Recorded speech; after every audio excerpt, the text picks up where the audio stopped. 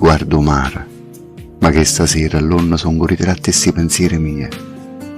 Vengono e vanno, come mi ricorda che si perdono. Là, a dove l'acqua si va a cucire.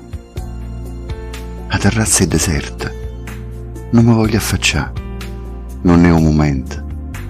E poi può fare che cosa? Ma perché? Meglio fa finta di niente. E guardo mare, innanzi all'occhio, la tristezza e una pioggia d'autunno.